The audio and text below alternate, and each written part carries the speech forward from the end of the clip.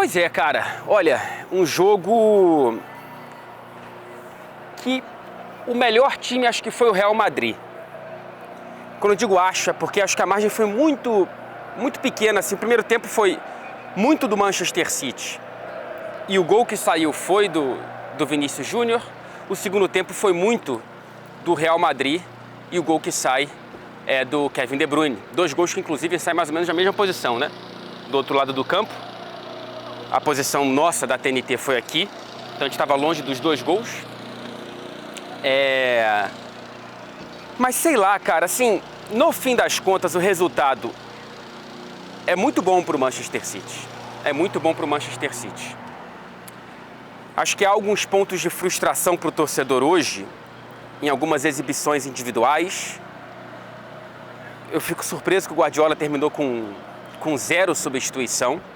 Não por não achar que ele é capaz de fazer isso. Não é a primeira nem vai ser a última vez que ele o faz na carreira e no Manchester City. Inclusive, acho que na temporada ele já tinha feito isso. Mas porque havia jogadores dentro de campo que não estavam redondinhos hoje, né? Não gostei da atuação do Gundogan, não gostei da atuação do Jack Grealish.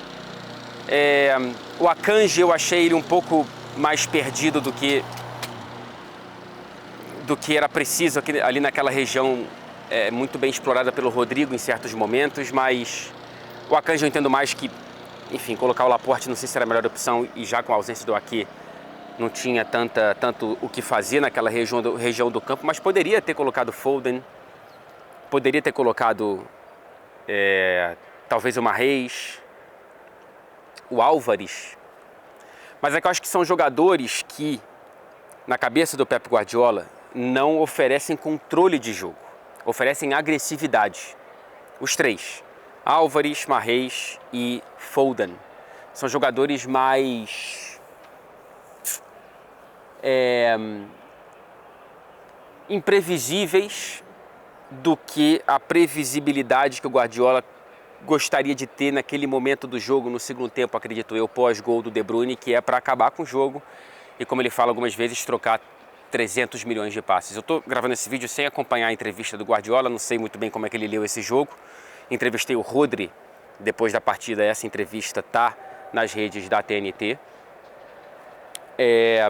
De qualquer forma, o Manchester City consegue sair com um muito bom resultado. Não fez um jogo brilhante, longe disso, mas fez um jogo eficiente, principalmente do ponto de vista psicológico, na minha opinião. Antes da partida, eu estava nas entradas ao vivo aqui, batendo na tecla de como o Manchester City reagiria caso sofresse o primeiro gol aqui. Eu tinha essa dúvida. Será que os traumas voltariam? Será que as pernas tremeriam um pouco? O passe sai um pouco mais frouxo? E tudo começa a se desencaixar, e aí é claro que contra o Real Madrid aqui, e esse excepcional time de futebol que é o Real Madrid, as coisas poderiam ficar muito complicadas para o Manchester City. E não foi isso que aconteceu. Eu não estou dizendo que não sentiu o gol, tá? Houve um momento ali esquisito, até mesmo antes do gol do Vinícius. O Real Madrid estava começando a conseguir gostar do jogo, depois de um domínio de mais de 70% de posse de bola até o momento em que o Vinícius consegue fazer um golaço absurdo. Aliás, acho que aprendeu a finalizar, né? Para quem ainda tinha alguma dúvida. O Vinícius, que é um jogadoraço, hoje acertou praticamente tudo, assim, impressionante. Achei bonito ver o abraço entre ele e o Walker depois da partida. O Walker que o grande jogo do Vinícius não significa para mim um mau jogo do Walker. Acho que o Walker fez um bom jogo. É que o Vinícius é um jogadoraço, cara. Tá brigando por bola de ouro, né? É um dos melhores jogadores do mundo nessa temporada, sem sombra de dúvidas, goste alguém ou não.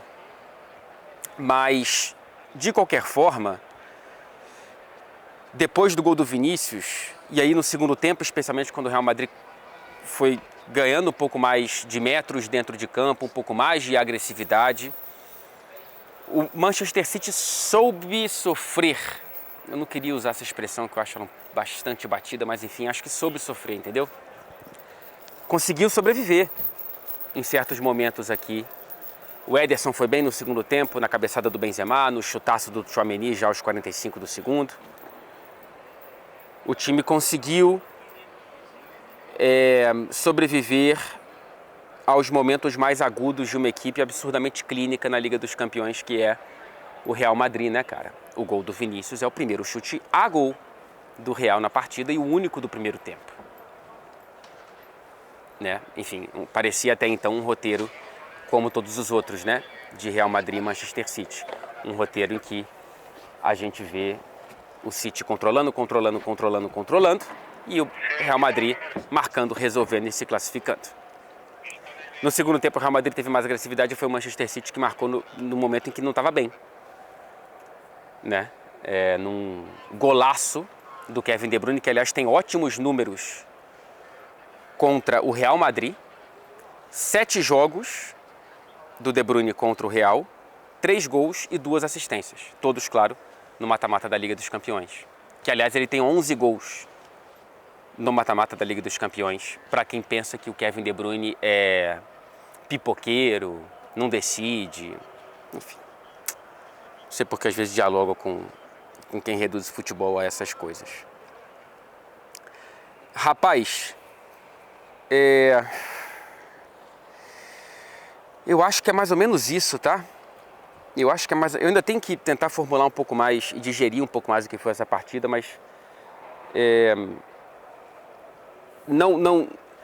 eu não saio com a sensação de que o City sai maior daqui, simplesmente porque eu não acredito que esse time do Real Madrid consiga, tenha qualquer influência de jogar fora de casa, entendeu? Não sente nada esse time do Real Madrid. É uma monstruosidade mental que eu não acredito que, por mais que a torcida do Manchester City crie um inferno em Manchester, isso vai fazer alguma diferença de fato. A não ser que haja prorrogação e aí o City vai ter efetivamente mais tempo dentro de casa do que o Real Madrid na eliminatória, como o Real Madrid teve na temporada passada, por exemplo, né? Tem um ponto do jogo do Real Madrid que sempre e cada vez mais me impressiona, que é como esse time sai jogando bem. É impressionante. Uma das forças desse Manchester City é conseguir sufocar a saída de bola do adversário, né? O perde pressão ali, né? Perde a bola e já rouba. E geralmente marca ou cria perigo. Contra o Real Madrid isso raramente funciona. Funcionou no gol. Foi uma bola roubada do Rodri, se eu não me engano, né? Que fez um bom jogo. Mas, cara, o Real Madrid ele saía jogando, em 95% das vezes saiu jogando como quis, basicamente, tá? E é um time que tem muita qualidade. Muita qualidade. É por isso que eu vi muitas pessoas no Twitter, assim, falando, caramba, que partida ruim do Manchester City. Que isso, cara? É o Real Madrid no Bernabéu, cara. É claro que há coisas a melhorar, dos dois lados, inclusive. Mas um atropelo do Manchester City aqui contra o Real Madrid não é uma coisa que eu acho simples de se esperar dessa forma, tá? O que eu ia falar também sobre, claro, o Haaland, né? Primeira vez que o Haaland enfrenta o Real Madrid na carreira, portanto, primeira vez aqui no Santiago Bernabéu. E foi um jogo em que o Haaland praticamente não fez nada, né? O Manchester City achou muito pouco o Haaland durante a partida. Inclusive, achei que o time buscou muito pouco o De Bruyne no primeiro tempo, especialmente. E achava que isso era mais falha dos companheiros ali de meio campo, o Bernardo também na ponta, do que do próprio De Bruyne. Isso melhorou um pouquinho no segundo tempo e é claro que o gol ele dá a sensação de que o De Bruyne ele fez um segundo tempo muito melhor, mas eu não acho que foi tão melhor não. Acho que no fim das contas ele só foi um pouquinho mais achado e é por isso que o De Bruyne precisa ser achado, para criar lances como aquele. O Haaland, ele entra em velocidade 2 vezes, uma no primeiro tempo e outra no segundo. Na primeira finaliza acho que no Courtois e na segunda tem o corte do Rudiger, uma batalha pessoal muito grande ali entre os dois, né? Física mesmo. E o Rudiger levou a melhor. Então temos elementos aí para projetar o jogo da semana que vem. Acho que um jogo mais equilibradíssimo. O Real Madrid te dá essa sensação de que se você correr o bicho pega, se ficar o bicho come, né? Se você tentar atraí-los, eles te sufocam e se você tentar sufocá-los, eles te pegam na transição, com as velocidades e, enfim, poder de decisão e capacidade técnica absurdas de Vinícius, Rodrigo, Modric, Benzema, enfim. É um time absurdo. Enfim, cara, um jogo muito interessante, um jogo muito estudado. E repito, acho que o resultado é melhor para o Manchester City do que para o Real Madrid, por como foi o jogo e também por ter uma partida que o Manchester City joga dentro de casa para decidir essa vaga na final da Liga dos Campeões. Não sei se Ake volta para o segundo jogo, a certeza que o Militão volta para o Real Madrid, estava suspenso, o Ake está machucado. Isso pode alterar alguma coisa da dinâmica. Por melhor que o Rudiger tenha jogado, né? O Militão é o melhor parceiro para o Alaba do Real Madrid na cabeça do Ancelotti, acredito eu. É isso, gente. É isso. Acho que não tem muito mais o que trazer aqui, não. Vamos esperar. No fim das contas, um jogo de dois tempos distintos e um diálogo equilibrado entre duas línguas diferentes. Até o próximo vídeo.